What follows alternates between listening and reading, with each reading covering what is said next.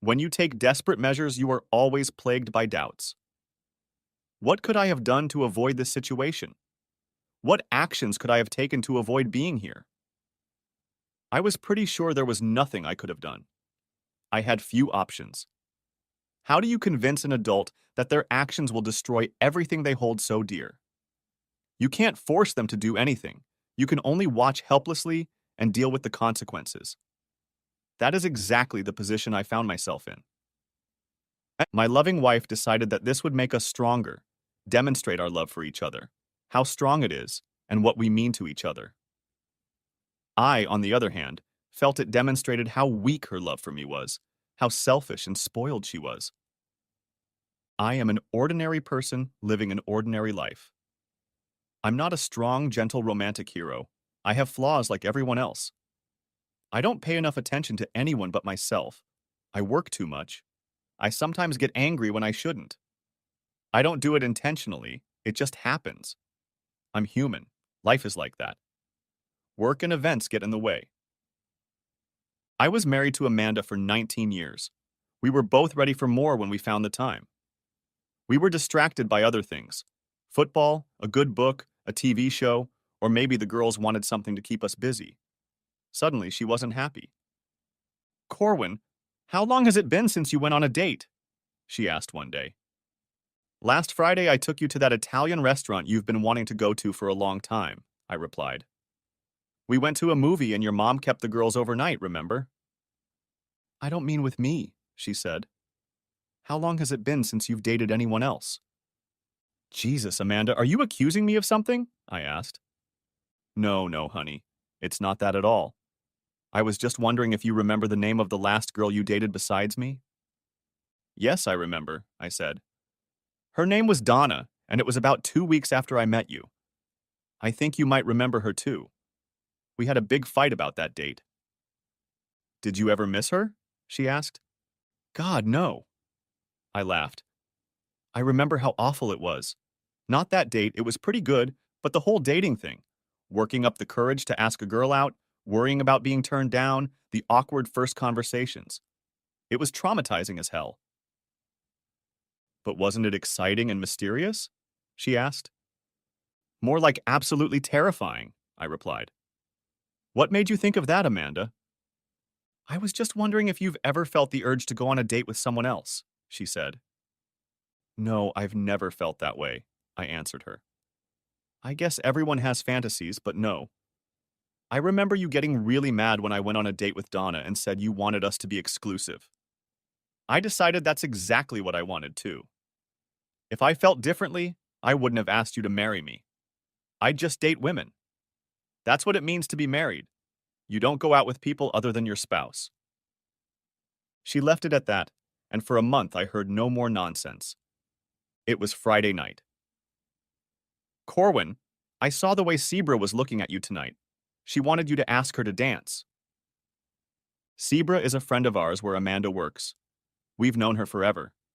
We met up with her and Angela, another friend from work, for dinner, and then went to the club. Sebra is a very nice and very pretty woman, about 5 years younger than us. "Well, that's very flattering, but I only want to dance with you," I told her. "I won't be jealous if you ask her out," she said. "That's nice, but then you have no reason to be jealous because I'm not going to ask her out," I said. "Would you be jealous if I danced with another man?" she asked. "I think your brother would be fine with it," I said. It was a joke, but she didn't laugh. "I never cared if you danced with guys who asked me politely and kept their hands where they belonged. Was there anyone there you wanted to dance with? I don't remember anyone asking me out." "No, I was just curious," she said. I had no idea where this was going, but I didn't like it.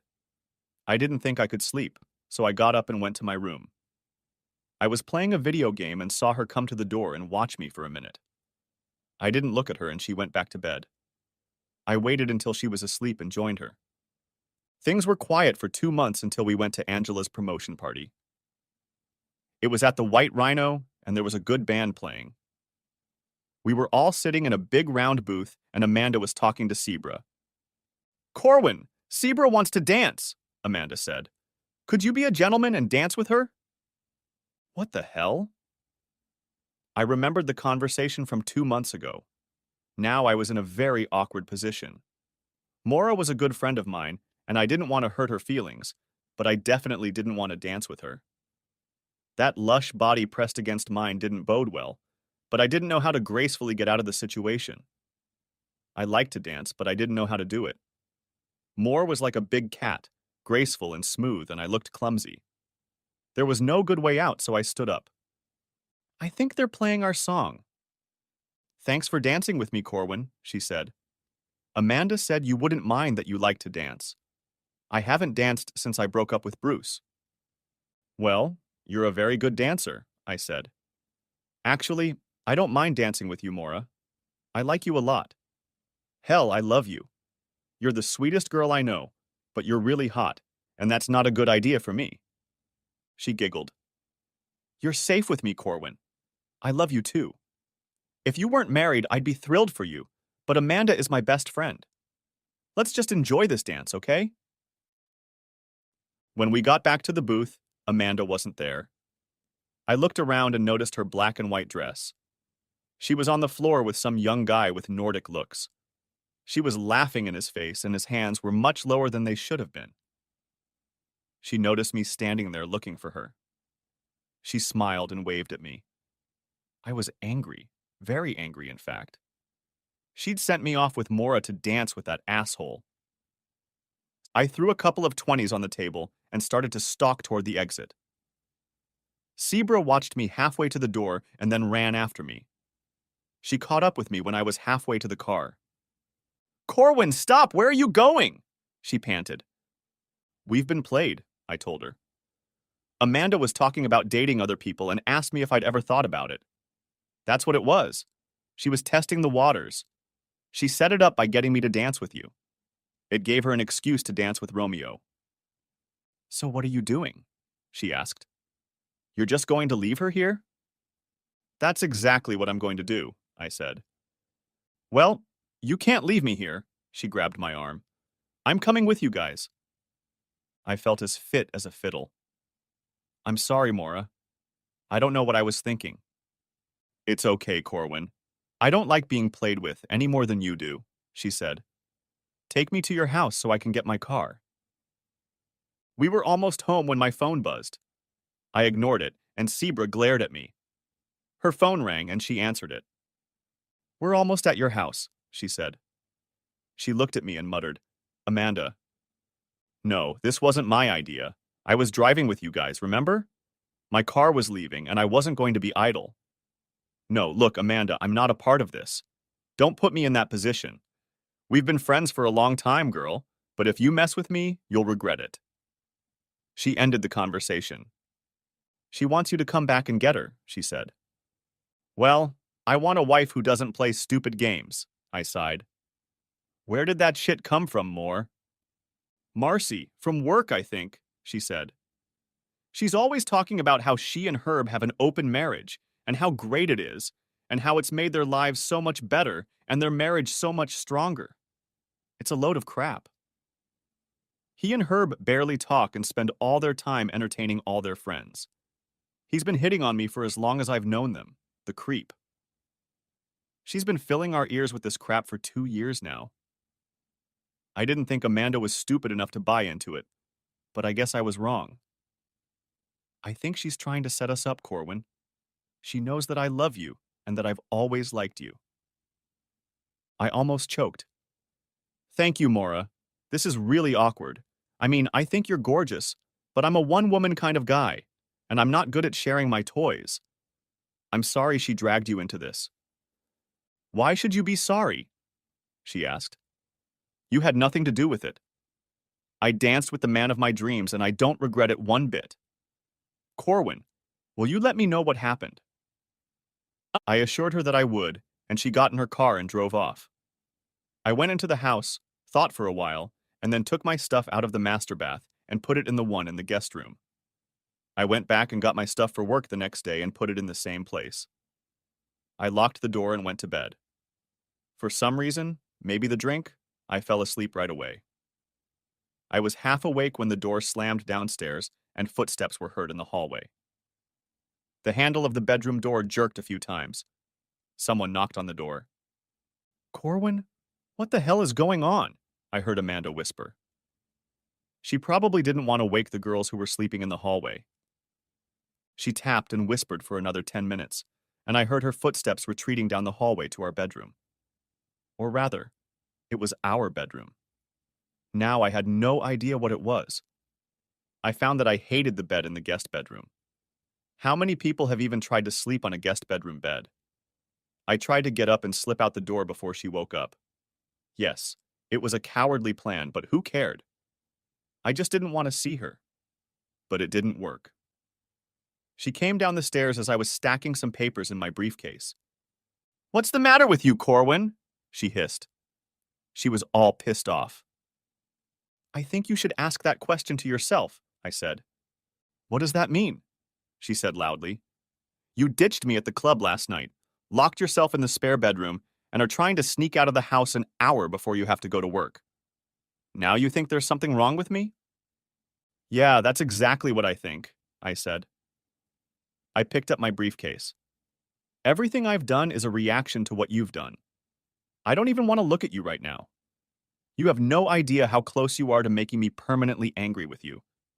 Pull yourself together, check all your points, and be ready to talk about it when I get home. I'll pick up the girls and take them to Mom's. We'll work it out. Her face went pale. I have no idea what you're talking about. What if I have something planned for tonight? That's up to you, I told her. If you're interested in fixing what's broken in this house, you'll be ready and cut the crap. If you're fine with it, do whatever the hell you want. Oh yeah, one more thing. Move your shit to the spare bedroom. I like my bed. You're not welcome in the same bed as me. She pouted like a toad, but I wasn't going to listen to her. I just left her there and went to work. I picked the girls up from school, and they happily went to Grandma's for the evening. I told my mom that Amanda and I were having problems and needed some alone time. She just hugged me and told me she loved me. I was grateful that I didn't have to answer a bunch of questions. When I got home, Amanda was already there. She had baked cookies, and there was a plate of them and a cup of coffee waiting for me. She got up and snuggled up to me for a long time before she kissed my cheek and sat me down next to her on the couch. I got myself a cookie. They were delicious, oatmeal with chocolate chips and M&Ms. Good, I said. She smiled, and I thought we were off to a good start. I didn't want to ruin all that friendliness. Amanda, that was some nasty shit you pulled last night, I told her. It's bad enough that you did that to me, but you dragged Maura into it. It was humiliating for both of us. It was disrespectful to me and to that nice girl who is supposed to be your friend. She met my gaze with difficulty. I'm sorry, Corwin, she said. I shouldn't have done that, okay? I was just trying to talk to you and you just brushed me off. I thought that maybe this would be a way for you to see some possibilities. Opportunities for what? I asked. What exactly are you doing and thinking about, Amanda? Just ask me, tell me, or whatever. You're playing games, and it pisses me off. She hesitated for a minute, then just mouthed it. I just thought we could try dating other people. Well, there's a bit of a problem with that, I told her. Actually, there are several problems. The first is that we're both married. Other married people do it too, she said. It's not like it used to be. A lot of people have open marriages, and they love each other more than ever. It only makes them love each other more. How do you know that? I asked. Everyone knows about it, she replied. The girls at work talk about it all the time. Are these girls married? I asked. Yes, that's how I know about it. Give me a name, I said. Marcy, she said. Marcy and Herb have an open marriage, and their marriage is stronger than ever. How do you know? I asked. She told me, she replied. Well, that certainly means it's true. How do you know she's not lying? I have an idea, I told her. Let's see. Google knows everything. Let's look at all these loving, open marriages.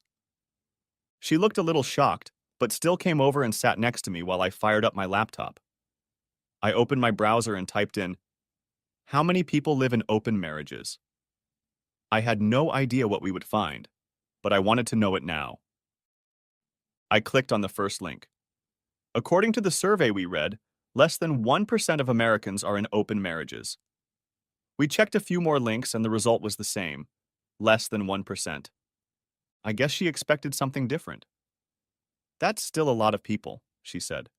That's 3 million at least. That's wrong, I said. I doubt very many kids are in marriages, open or otherwise. Okay, let's try it this way, I suggested. I typed in, how many Americans expect their partners to be faithful? We clicked on the link and found that it was over 95%. And what do you think that means? I asked. Asked me. I guess most people aren't very open, she said. I thought there would be more people with alternative lifestyles. I hear about it all the time. I wonder how many of these open marriages end in divorce. Would you like to know? I asked. I don't think she wanted to. I did, however, and I wanted her to know. I typed into a search engine, how many open marriages end in divorce? Turns out 92% of open marriages end in divorce in 5 years or less. Okay, I said. Let's see. Less than 1% of Americans are in an open marriage. That means that out of 1 million people, less than 10,000 are in open marriages. 92% of open marriages end in divorce. That means that out of 10,000 people, 800 of them don't divorce for 5 years. That's 800 people out of 1 million, Amanda. Do the math. If 92% of 1% fail, how many successful open marriages are there in the world? What are the odds that ours will be one of the ones that succeed? Her voice was quiet. Not very good, she said. The few that succeed are the ones where both parties are on board, I told her. Look at the screen. 100% of the ones where one side is coerced fail. Our case will be one of those because I'm certainly not doing it voluntarily. Can you imagine the effects of resentment, rivalry, jealousy, insecurity, betrayal, and insecurity if I let it happen? The only possible reason I could do something so absurdly painful is if I was desperate to keep you. I'm not that desperate. I'm attracted to other women. One of them told me so last night. If I were some pathetic loser who can't find a date, or a sick freak who enjoys watching his wife have fun with other men, maybe I'd be interested in playing your game. I'm not that kind of man, Amanda. I'd rather you shoot me in the head than break my heart. I don't think you can believe everything you see on the internet, she said weakly. No, you're probably right, I said. I think most of it is total bullshit. Especially the part that says things are different now. A lot of people have open marriages. That's the part you shouldn't believe. You think you can believe everything that whore Marcy tells you? How many times has she been divorced? What about her husband? How many times has he been divorced? I don't know about him, she said. What about her? I asked. 4 times, she answered quietly. So you're listening to marriage advice from a 4-time loser? I asked incredulously. I'm not, she protested. She and Herb have a very strong marriage. I don't know what happened the other times. Maybe she married assholes. Or maybe she is an asshole, I said. I was disgusted by all this shit. I asked Maura where all this shit came from. She said Marcy talks about it all the time. I also found out that Marcy and Herb hardly talk to each other and spend all their time partying with their friends. How do you think this is going to end, Amanda? What exactly do you think you're doing? Well, don't you think our life lately has gotten a bit stale? She asked. No, it doesn't seem that way, I told her. I've been perfectly happy. It got weird because you want to play silly games. Wait a minute, was that Marcy's idea too? From the look on her face, I realized it was. Jesus Christ, I exploded. It was her idea. It's just unbelievable. We have a very strong marriage. This could be so good for us and so exciting, she said. We could come home and tell each other about our experiences and it would be so cool. Don't you have fantasies of me being with another man and then coming home and... A lot of men have that fantasy. It's one of the top 10 male fantasies. Fantasies? I exploded. More like a nightmare. How do you know a lot of men have that fantasy? Do you want to Google it? I don't know who's into that shit, but just thinking about it gives me the creeps. If you do this, any of it, we're screwed, Amanda. She looked shocked. What do you mean by, it's over between us? Do you mean you're going to divorce me? Is that all our marriage means to you? I thought you loved me more. I thought our marriage was strong and you were open to everything. Yeah, I thought it was strong too, I said. Apparently, it's not as strong as I thought it was. The fact that you're even talking crap like that tells me that our marriage doesn't mean a damn thing to you. What are you going to tell the girls? Mom and Dad are splitting up? Are you going to tell them why? We're not splitting up, she said. If we were splitting up, it would only be because their daddy doesn't love me enough to accept the fact that I love him enough to let him have another relationship. Guess again, I said.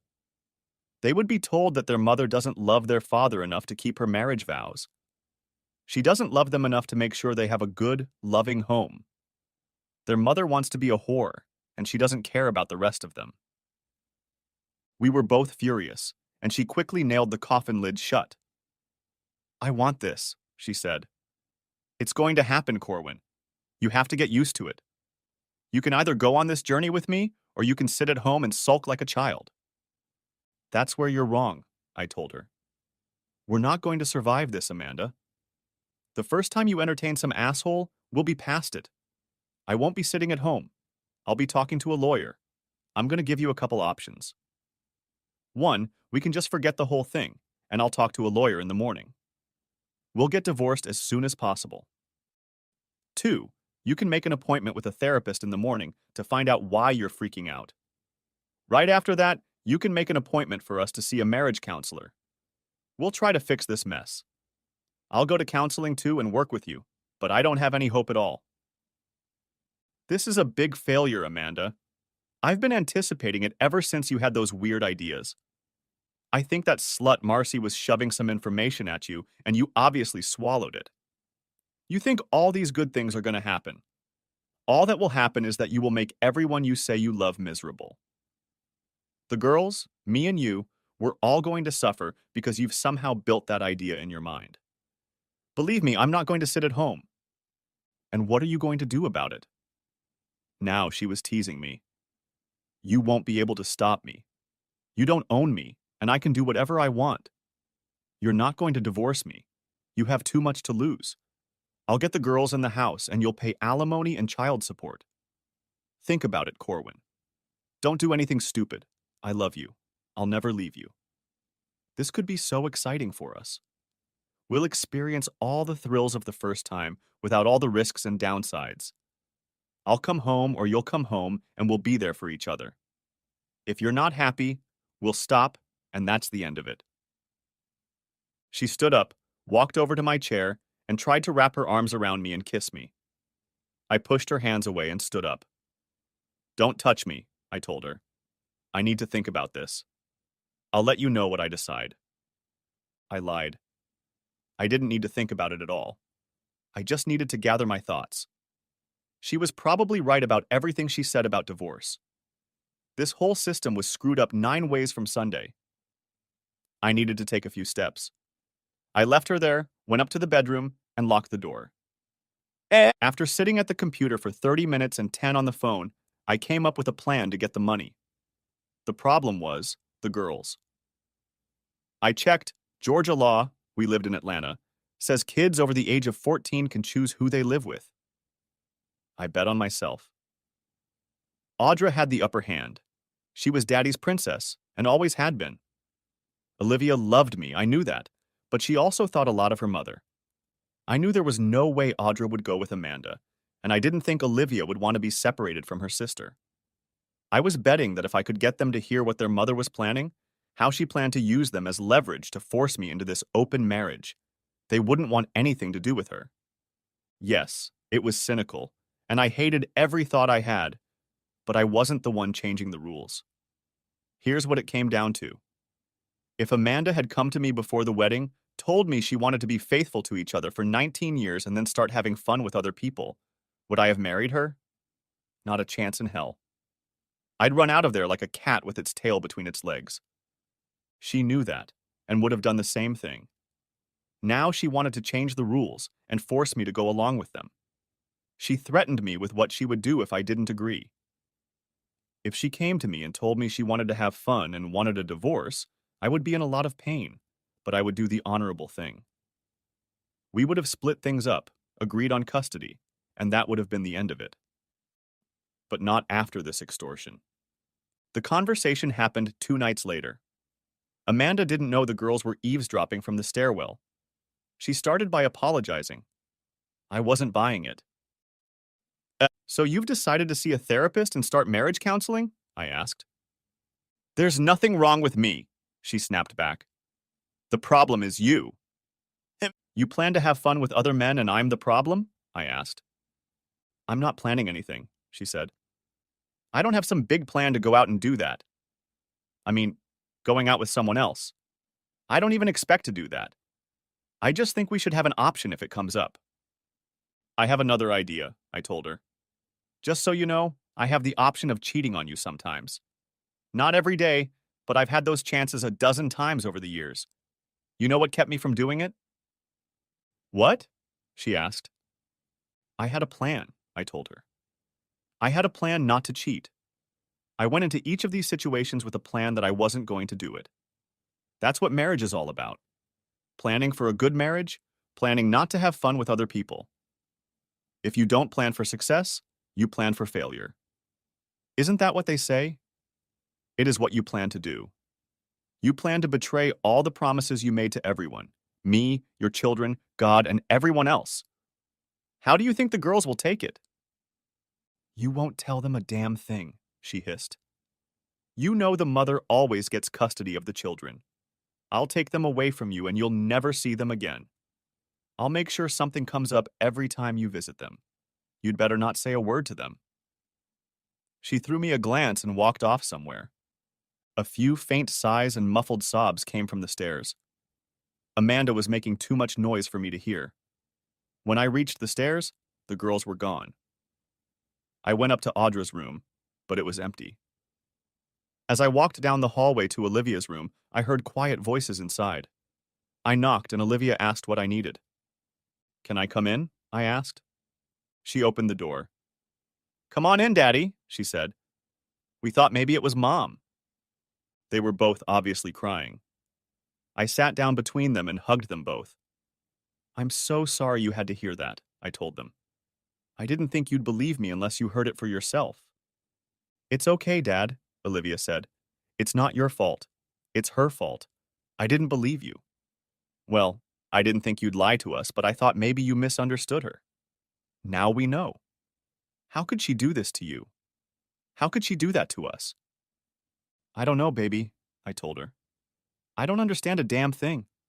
She's not thinking straight. She's been listening to a lot of bullshit. Bullshit, someone at work told her. She decided she was going to do it, that's all. I tried everything I could think of to talk her out of it. But she doesn't care. Do you think she's sick? Asked Audra. I have no idea what she's sick with, I said. I've been trying to talk her into seeing a therapist. You heard me. I've suggested she go to marriage counseling. She's just not interested. So what are we going to do? She asked. Nothing right now, I said. When she decides I've given up, she'll probably go on a date.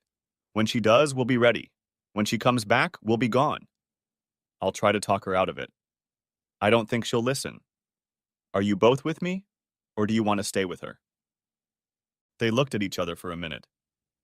No, Daddy, we're coming with you, Audra said. My heart jumped. 19 years ending in disappointment, but here was a reason I was going to be okay. I wouldn't regret a single minute as long as I had my children. It had been almost 2 months. It's been the strangest 2 months of my life. Amanda and I barely spoke. We were like roommates who didn't really like each other. She slept in the spare bedroom and I slept in what was our room.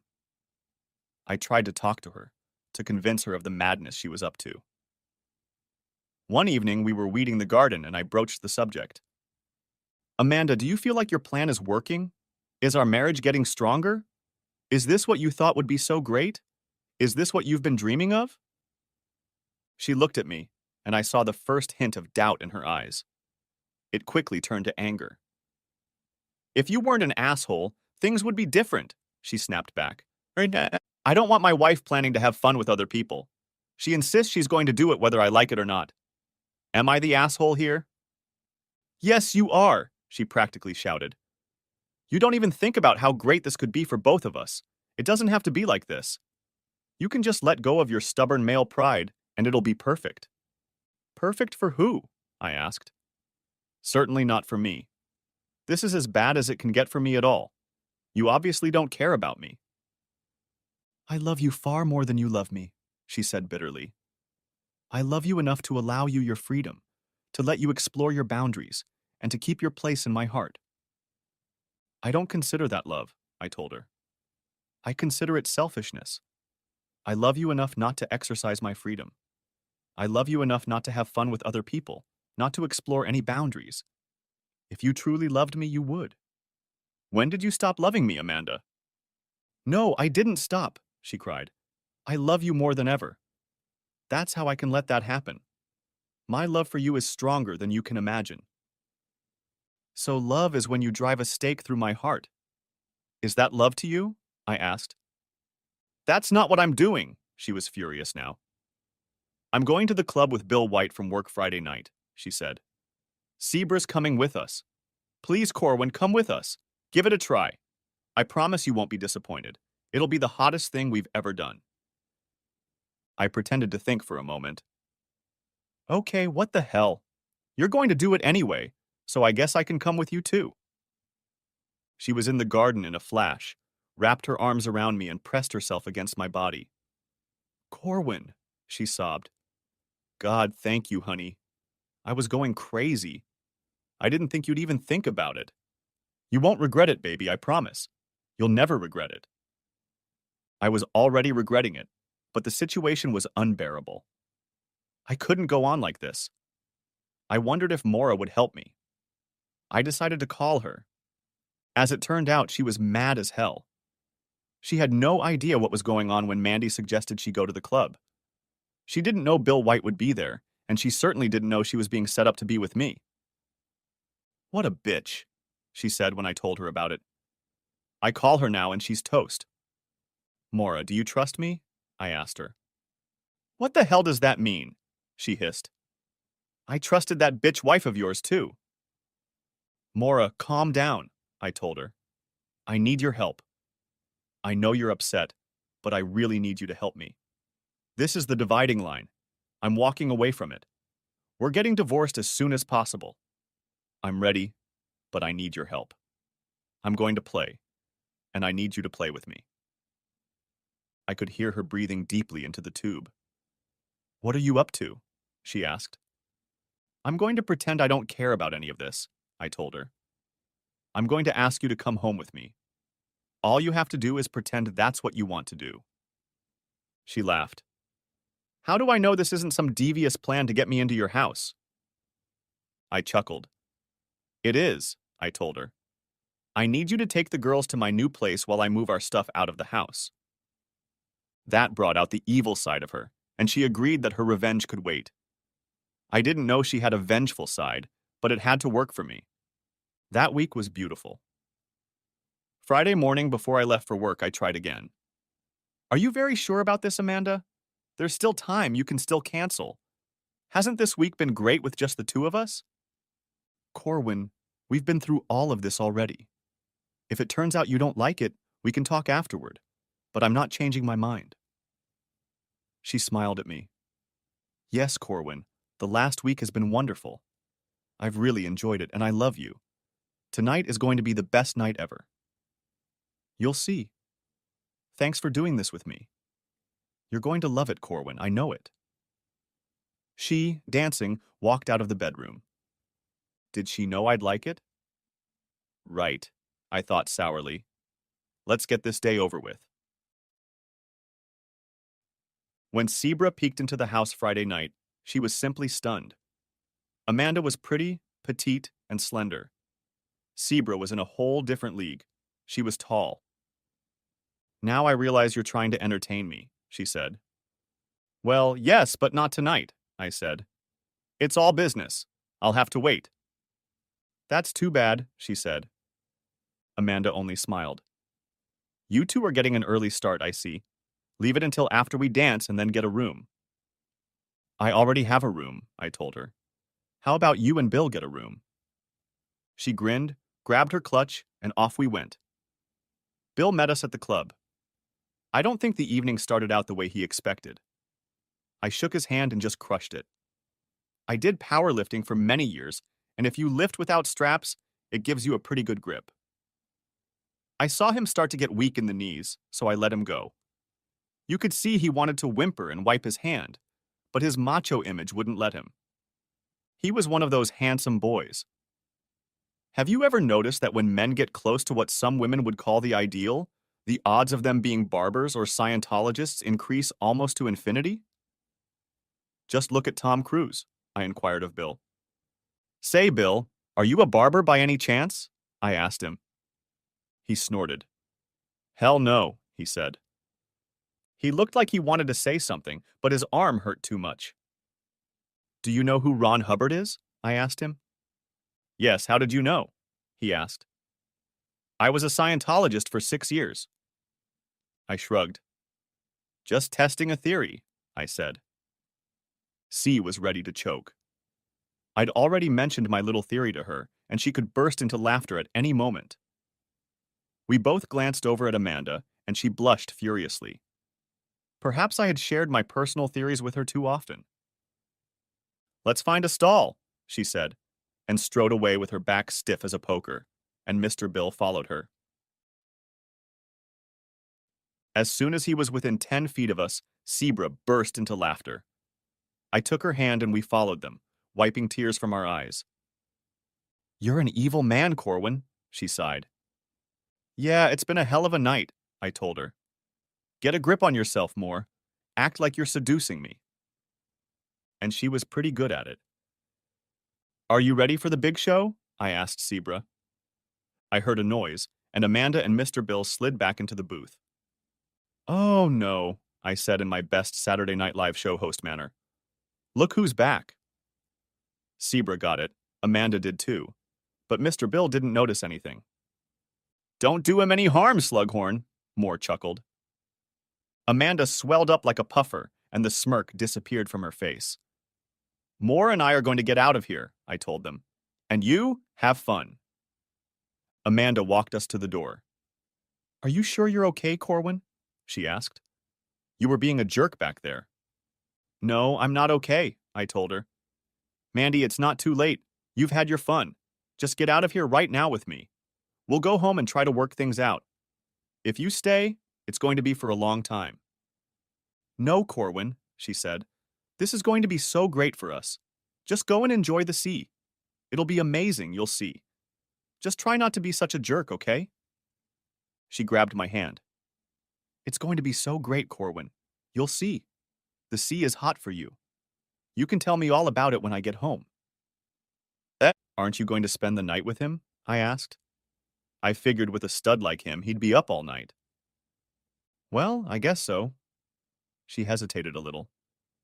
I thought I'd get home around midnight and then we'd do our thing, you know. Brighten up the time. Oh, yeah. I slapped myself on the forehead. I forgot. Well, I'll see you when you get here. If Maura and I are still, having fun, try to keep it down, okay? She looked at me and kissed me. I hope she liked it, because it was the last one. I walked out and got in the car. The sea was waiting. Are you sure you know what you're doing, Corwin? She asked. You've been married a long time. Yeah, I'm sure, I sighed. I expected you to be even more upset, she said. After a while, you just run out of steam, I said. I was upset for a long time. Now I'm just sick, tired and sick. I just want it to be over. Somehow I've lost the energy to be upset. I've cried gallons of tears and the time to cry is over. It's time to move on. Let's go get the girls. When we pulled up, the truck was already being loaded. The girls were carrying their clothes downstairs and packing them into large plastic tubs. There wasn't much furniture we were carrying. The bed from the main room, the girls' beds, their TVs and electronics, and the big screen we replaced 6 months ago with a bigger one. When the girls were done packing, C took them in her car, and they drove to the new place. It was as far away from the old one as you could get, and still in the same school district. The guys finished packing up, and I took one last look around. Everything looked empty and silent. The ghosts of 19 years was all that was left. I sighed, took off my wedding ring, and tossed it on the kitchen table along with my cell phone. The girls' phones were already there, and it was time to leave. I felt melancholy take over me. I left with a whimper. A few minor jabs at Amanda and Mr. Bill, and I was walking away from 19 years that had been pretty damn good. Oh well, stuff happens. I closed up, loaded the tools from the garage into the back of my truck, and drove off. The girls were excited about the new place. There was a pool in the backyard, and they couldn't wait to try it out the next day. "Do you like it, baby?" I asked Audra. "Yes," she replied. I had no idea what kind of yeet it was, but it sounded good. Sebra was there, and she still looked amazing, but if she had been Jennifer Lawrence in the flesh, I would have just gotten tired. Not that I preferred Jennifer Lawrence to Sebra, you understand, but you know what I mean. She sensed it, I think, and just gave me a dazzling smile, gave me a quick peck on the cheek and left, only the smell of her perfume reminding me that she was there. We got into bed, and surprisingly, I slept. Not very well, but I slept. The next morning I got up and made coffee, and a short time later the girls came in. We had Danish Kringle and chocolate milk for breakfast. They watched cartoons on TV until noon, and then two gorgeous little bundles of energy and bikinis were splashing around in the pool, and I sat in a chaise lounge and watched them. I wasn't really paying attention. I was wondering what Mandy was doing.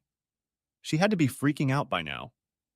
I was sure she was calling everyone she could remember, trying to find out what had happened. It wasn't going to be easy for her to find us. I didn't work. I sold the business and profited like a bandit. The girls were out of school. It was summer vacation. We weren't going anywhere except to the grocery store, and there we walked and took the bus. The truck was parked in the garage. I was sure the police were looking for us, but without the truck, they would have a problem. The only way to contact us was electronically. She flooded our inboxes with messages, texting the girls on IM every time they went on social media, sending tweets and Instagram posts. We read them, but didn't respond. Allowed her to find us the hard way. I knew she would sooner or later, but she needed to work and pay bills. I didn't make any payments, and if she didn't, she would fall behind quickly. We had a good amount of equity in the house, and I knew she wouldn't want to lose it. Apparently, she got desperate because one day, about 3 weeks later, a private investigator approached me at the grocery store. "Mr. Decker?" he asked. "Who wants to know?" said I. "Your wife hired me to find you," he said. "I'm going to tell her where you are. You need to call her." "If I see you around, I'll charge you with stalking," I told him. "Beat it, mutt." I wasn't going to call her. As it turned out, I didn't have to. The police arrived, and Mandy gave them the information that I had kidnapped the girls. They asked me to come down to the station and deal with it. When I refused, they arrested me and dragged me downtown. The girls went in another car, and when we got to the station, Amanda was already there. She tried to hug the girls, but they weren't interested. They pushed her away, and then a woman came and took her and Amanda away. They went to one room and I went to another. The cops started questioning me like they had a grudge against me. I identified myself. They already had my driver's license, and the only words that came out of my mouth were, "I intend to remain silent and want to speak to a lawyer." That silenced them. "He's hiring a lawyer," I heard one of them say. They gave me the phone, and I called John Trimble. He was there in 45 minutes. Moore was with him. We had it all planned out. It took about 3 hours to get everything sorted out. The girls said they were with me because they wanted to be, that there had been no kidnapping and that they didn't want to talk to their mother. John took it from there. He pointed out that there was no court order for custody. that Georgia law considered both parents equal claimants to custody, and that children over the age of 14 could choose the parent they wanted to live with. They had no choice but to let us go. C went with us, and Amanda walked behind us, begging the girls to talk to her. They got into Sebra's car and drove off, leaving the two of us alone in the parking lot. Amanda was crying like a bucket and looked just awful. She turned longing eyes to me and fell to her knees. Corwin, for God's sake, talk to me. Please, I'm begging you. I seem to remember begging you not to have fun with Mr. Bill, I said. You didn't listen. Why should I? Please, Corwin, don't treat me like this, she sobbed. I'm sorry, okay? Can't we just go somewhere and talk? Okay, let's talk, I said. Where do you want to go? Home, she pleaded. Can't we just go home? I don't want to go somewhere where I might be seen in this condition. We can go to my house, I told her. I'm not interested in going to yours. I don't know who you've been partying with there. She groaned slightly in horror but nodded her head. Okay, Corwin, suit yourself, she said. But it's your home, too. I wasn't going to argue with her. She wanted me to go with her, but I wasn't going to be stuck in a car with her. I called a cab and she followed me home. I knew the girls had been with Sebra and stayed the night at her place. They had known her all their lives and were very close. Amanda walked into the house and I brought her a cup of coffee. We sat down at the bar and the silence stretched awkwardly. The silence hadn't been uncomfortable between us since our third date, but it sure was now. What do you want, Corwin? She finally asked. Did I say I wanted something? I asked. I mean, what do you want me to do? She said. What do I need to do to get you to come home? What do you want me to do so I can see the girls?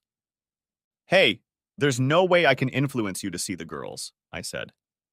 It was their choice. What did you tell them? She accused. You told them something. You turned them against me. I read about it. Are you sure Marcy didn't tell you that? I asked. She lowered her eyes. Apparently Marcy was the oracle of all wisdom. What do you want? She repeated. You know what the funny thing is? I asked.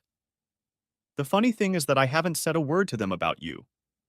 The only thing I've told them is that I'm leaving you, and they need to decide who they want to live with. You want to know who told them, Amanda? You. You're the one who told them. What do you mean? She asked. I didn't say anything.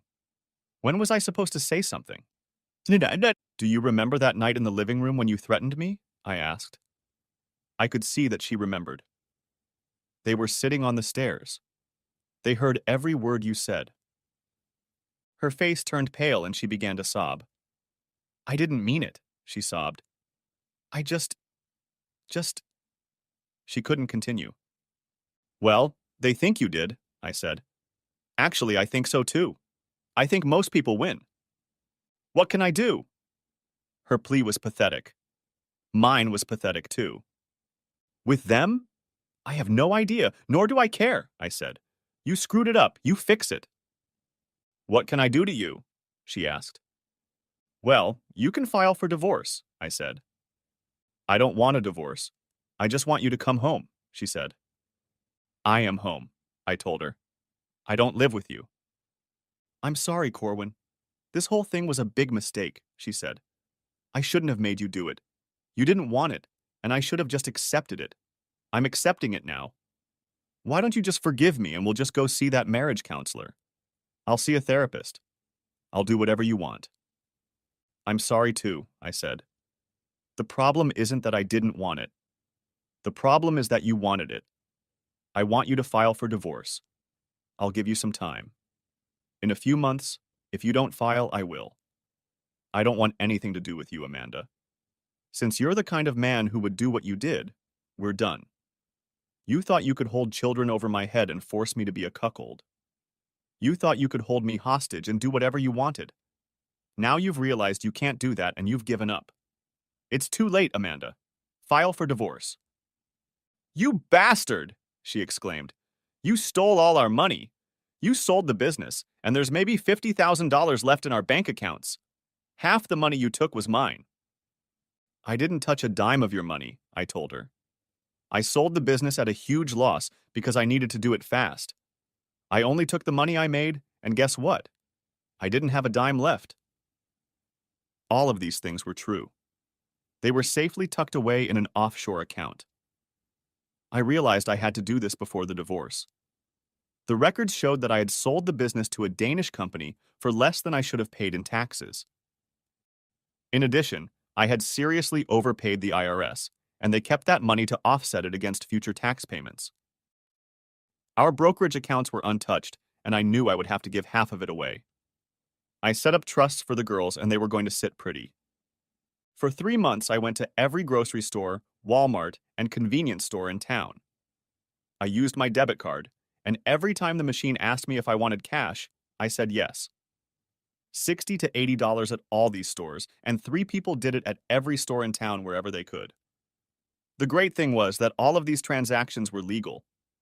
I had a huge wad of cash in an old trunk in the warehouse. As soon as it was clean, I would start using them. Amanda, you have a house, I told her. We've saved enough money that you can sell it, get out of the mortgage, and live just fine for a while. Maybe after the house is sold, you can move in with Mr. Bill. I wonder how his wife would feel about that. She sighed. I didn't know he was married, she said. No, you didn't care that he was married, I said. You wanted an open marriage. Maybe he has one. It's time to move on, Amanda. File for divorce. It's over between us. I stood up and walked toward the door. She followed me, stretching her arms and crying. She stopped at the door and looked at me. Tell the girls I love them and I'm sorry. Can you do that for me, Corwin? Yes, I'll tell them, I said. I'm not going to give up, she said. I'm not filing for a divorce because I don't want one. I want you to come home where you belong. I wish you'd be a little more open, Corwin, but I can see that's impossible. I never thought it would be like this. I never thought you were serious about not even trying. I still think that if you just tried it, you'd realize you liked it. But now I see that you can't even try. Despite that, I still love you and I will keep trying. I was too tired to argue with her. I walked her out the door, pulled myself together, and called Sebra. She brought the girls home but didn't come over herself. Audra and Olivia were very upset and even angrier at their mother than before, if that was even possible. I knew they wouldn't take the message from Amanda that I had prepared for them, so I decided to just sit with it for a while. 2 days later, Amanda showed up around 4:30 p.m. with dinner. She had made chicken tetrazzini with French string beans and a big basket of garlic bread. Olivia opened the door. Amanda tried to hug her and got a stiff arm in return. Hi, baby, Amanda began. Daddy, called Olivia loudly. You need to come out here. Olivia, her mother began. I'm so sorry, baby. I, I love you and I've missed you so much. I just wish... Olivia stopped her. I don't want to hear it, she shouted. Don't do what you did to the ones you love. Stay away from me. She walked away and Amanda nearly fainted. I rescued the basket of food she was carrying and pulled her over to the couch. She sat down and rested her face in her hands. What have I done? She sobbed. They hate me, Corwin. They won't even give me a chance. Well, what you did to them was very hateful, I told her. I doubt they'll ever trust you again, Amanda. Perhaps you can develop some kind of relationship with them. I won't stand in the way of that, but it's all about you, not them or me. I made dinner, she looked at me pleadingly. I felt sorry for her. It was her own fault, but she was hurting. I never liked kicking stray dogs. Let me talk to them, I said. Find some dishes in the kitchen and we'll see what happens. Thanks, Corwin. I need a napkin, she said. I brought her a box and went up to talk to the girls. They were getting worked up. I can't believe she just showed up here, Audra said. Did she think she could feed us and everything would be okay? She ruined our family. I know, kitten, I told her. Here's the thing. She threw a hand grenade and now she has to deal with shrapnel. She still doesn't get it. She still thinks I'm the problem. It's no big deal. I can live with that. I'm not going back to her. I want you to stay with me, but if you want to be with her, that's fine. Nothing will ever change how much I love you two. I'd rather hang myself, Olivia said. We're staying with you, Dad. I hugged them. Do you think we could go out to eat with your mom and be nice to her? I asked. Do you want us to do that? Asked Olivia. Yes, I do, baby, I said. Just don't say mean things to her, okay? Let her know how you feel, but don't be mean. Do you think you can do that?